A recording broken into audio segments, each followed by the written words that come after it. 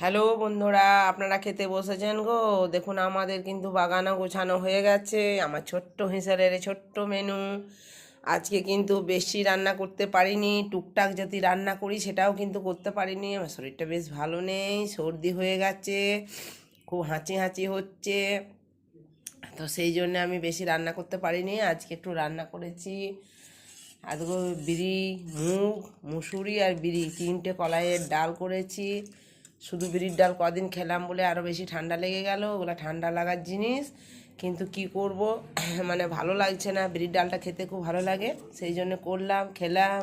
তো নাও আবার ঠান্ডা লেগে গেল। এটা হচ্ছে পেঁপে ছোলার ডাল দিয়ে তরকারি। এটাও কিন্তু খেতে খুব দারুণ লাগে, আমার তো খুবই ভালো লাগে। একটু হিং আর মেথি পাতা দিয়ে যদি পেঁপে ছোলার ডাল দিয়ে তরকারি হয়, দারুণ দারুণ খেতে লাগে, হ্যাভি লাগে, যাকে বলে হ্যাভি। আমার তো খুব ভালো লাগে, আমাদের সবাই খেতে পছন্দ করে।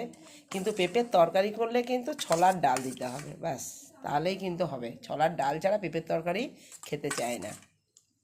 ছোলার ডাল দিয়ে পেঁপের তরকারি, এই দেখুন অনেক ছোলা দিয়ে দিয়েছি। ছোলার ডাল খেতেও খুব ভালো লাগে। এই দেখুন ছোলার ডাল দেওয়া পেঁপের তরকারি। আর একটা বাসি আমের চাটনি আছে, ওটাতে করেছি কদিন। ওদের ডিম সিদ্ধ করে দিয়েছি, ওরা ডিম সিদ্ধ খাবে। আর একটু দই এনেছি আজকে, দই এনেছি। এই দইটা টক দই, চিনি নিয়ে নিয়েছি আমরা, একটু একটু করে চিনি দিয়ে খাই।